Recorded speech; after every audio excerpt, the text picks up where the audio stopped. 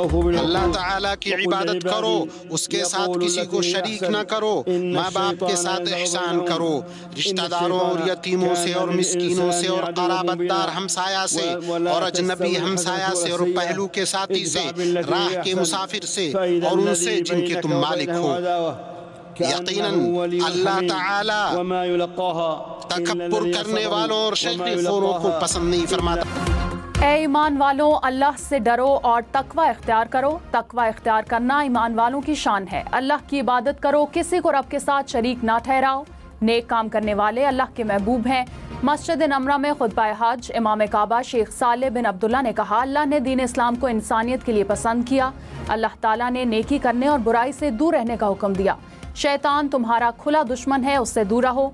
अल्लाह ताला ईमान वालों को बेहतरीन इनाम देगा।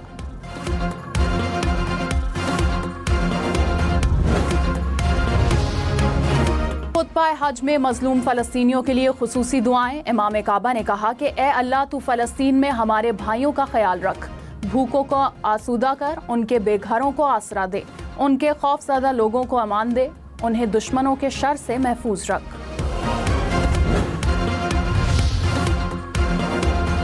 ए ईमान वालों, अहद की पासदारी करो, यतीमों, मस्कीनों, बेवाओं और हमसायों के साथ शफकत करो। अल्लाह तकब्बुर वालों को पसंद नहीं करता। हमेशा सब्र का रास्ता इख्तियार करो, वालिदैन को नाराज ना करो। इमाम काबा शेख सालेह बिन अब्दुल्ला ने कहा कि हलाल चीज़ों को अपनाओ और हराम चीज़ों से परहेज करो। अगर तुम अपने दुश्मन को माफ़ कर दो तो अल्लाह तुम्हें अपना दोस्त बना लेगा।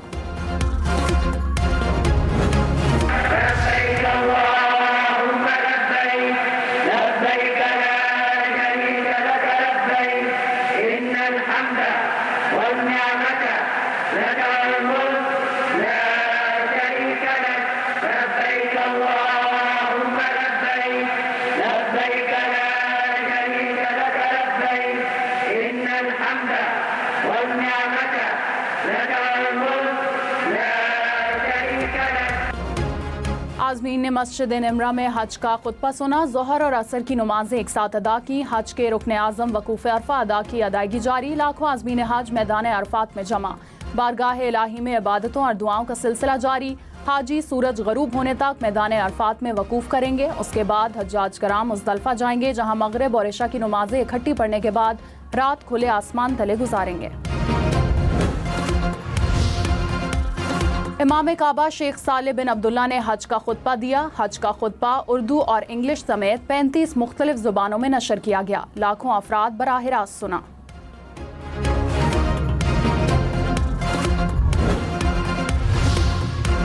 वफाकी वज़ीर मजहबी अमूर सरदार यूसुफ ने कहा, पाकिस्तान के आज़मीन हज के लिए बेहतरीन इंतजामात किए गए। गजा के मजलूमों और कश्मीर के लिए खुसूसी दुआएं की जा रही हैं। अल्लाह ने पाकिस्तान को भारत के साथ कशीदगी में सुरखरू किया। आज़मीन हज पाकिस्तान की सलामती के लिए भी दुआ करें।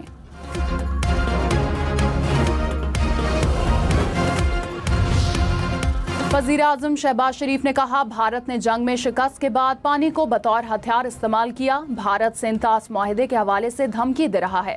अल्लाह ताला ने हमें जंग में कामयाबी से नवाजा है, अब हमें मुआशी मैदान में भी कामयाब होना है। वफाक ने सूबों के साथ मिलकर आवाम के लिए खूबसूरत मुस्तकबिल तामीर करना है।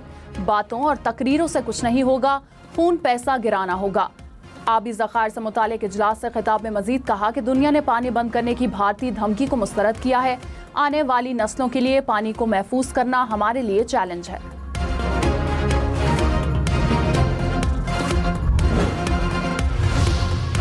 वज़ीर आला बलूचिस्तान सरफराज बुगटी ने कहा, फितनौल हिंदुस्तान के हर हमले को नाकाम बनाएंगे। अगर ज़रूरत पड़ेगी तो मिलिट्री के इस्तेमाल पर कोई हर्ज नहीं।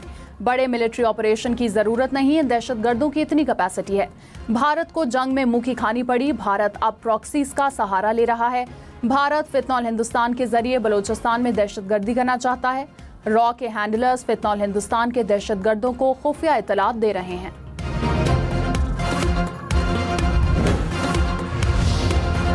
बिलावल भुट्टो जरदारी ने कहा, पाकिस्तान ने 6 भारतीय तैयारे गिराए। भारत को एतराफ़ करने में 1 माह लग गया।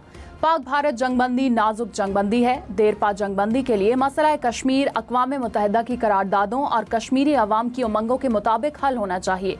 पानी का मामला भी हल तलब है। आलमी बरादरी को किरदार अदा करना होगा। पाकिस्तान और भारत में दहशतगर्द वाक़यात की तहकीकात के लिए मुश्तरका फोरम होना चाहिए। दहशतगर्दी के खात्मे के लिए उसको जड़ से उखाड़ फेंकना होगा। वज़ीर-ए-आज़म शहबाज शरीफ ने अमरीकी सदर ट्रंप को अमन का सफ़ीर करार दिया। कहा, सदर ट्रंप ने साबित किया कि वो अमन पसंद है। अमन के फ़रोग़ के लिए ट्रंप की कोशिश काबिल सताइश है। भारत पहलगाम वाक़े पर दुनिया को कोई ठोस सबूत पेश नहीं कर सका। बदकिस्मती से हमारी तहकीकात की मुखलसाना पेशकश पर जारहियत से जवाब दिया गया। दिफा का हक इस्तेमाल करते हुए भारत के 6 जहाज गिराए। पाकिस्तान खित्ते में अमन, इस्तेहकाम और खुशहाली का ख्वाहिशमंद है।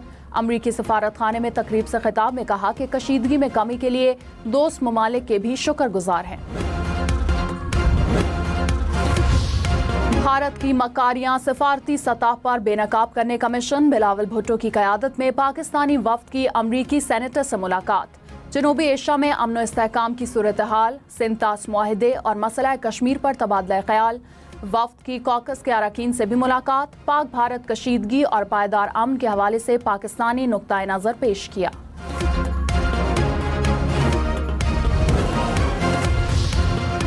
भारतीय सफारती वफ्द अवामी टैक्स के पैसों पर मौज मस्तियों में मसरूफ। वाशिंगटन में मौजूद भारतीय वफ्द की निजी पार्टी में शिरकत। शशि थरूर गाना गाने पर भारतीय अवाम से इख्फा। कहा, यह वक्त है कि आलमी बरादरी के सामने अपनी साख बेहतर की जाए, मगर वफ्द गाने गा रहा है। वज़ीर-ए-आज़म शहबाज शरीफ 2 रोज़ा दौरे पर सऊदी अरब रवाना। वज़ीर-ए-आज़म ईद उल अज़हा सऊदी अरब में मनाएंगे। शहबाज शरीफ की सऊदी वली-अहद मोहम्मद बिन सलमान से मुलाकात शेड्यूल। वज़ीर-ए-आज़म पाक भारत तनाज़े कम करने में तामीरी किरदार पर सऊदी क़यादत का शुक्रिया अदा करेंगे। गजा में मुस्तकिल जंगबंदी की करारदाद एक बार फिर अमरीका ने वीटो कर दी। सलामती काउंसिल के इजलास में गजा जंगबंदी की करारदाद मुस्तरद। पाकिस्तान का इजहार अफसोस। पाकिस्तान के मुस्तकिल मंदूब आसिम इफ्तिखार ने कहा, कोरा अर्ज पर गजा के हालात जहन्नुम से भी बदतर हैं। बच्चे भूख से मर रहे हैं। ये सिर्फ इंसानी अलमिया नहीं बल्कि इंसानियत की तबाही है। इसराइल आलमी कावानीन की खिलाफ वर्जी कर रहा है। बातचीत के लिए और कितना वक्त दरकार होगा? सलामती काउंसिल की जंगबंदी में नाकामी को तारीख में याद रखा जाएगा। गजा में इसराइल के वहशाना हमले। 24 घंटे के दौरान मजीद 112 फलस्तीनी शहीद, 140 जख्मी। फजाई हमलों में 3 सहाफ़ी भी शहीद। गजा जंग में शहीद फलस्तीनियों की मजमूई तादाद 54,600 से जायद हो गई। डेरा इस्माइल खान में निजी कंपनी के 11 मुलाजमीन अगवा। पुलिस के मुताबिक ताक़ुब करके 6 मुलाजमीन को बाजियाब करा लिया गया। बाकी मुगवियों की बाजियाबी के लिए इलाके में सर्च ऑपरेशन। बानी पीटीआई और बुशरा बीबी की सजा मुअत्तली की दरख्वास्तों पर समाअत 11 जून तक मुलतवी। नैब ने इस्लामाबाद हाई कोर्ट से वक्त मांग लिया। 190 मिलियन पाउंड रेफरेंस में सजा मुअत्तली केस की समाअत कायम मकाम चीफ जस्टिस सरफराज डोगर और जस्टिस मोहम्मद आसिफ ने की। एहतसाब अदालत इस्लामाबाद ने बानी पीटीआई को 14 और बुशरा बीबी को 7 साल कैद और जुर्माने की सजा का हुक्म सुनाया था।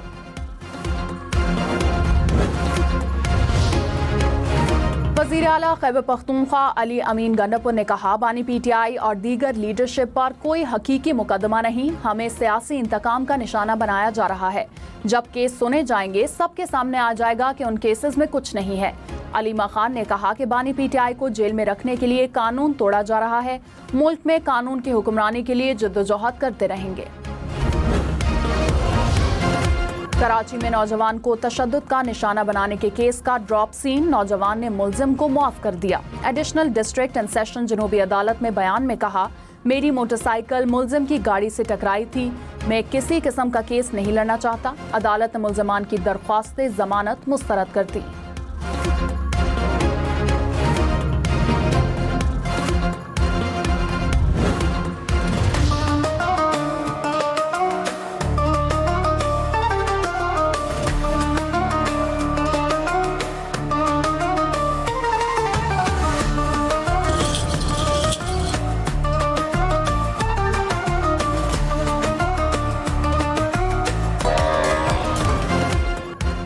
वक्त कम, मुकाबला सख्त। ईद उल अज़हा में सिर्फ 2 रोज बाकी। किसी को छोटे तो किसी को बड़े जानवर की तलाश।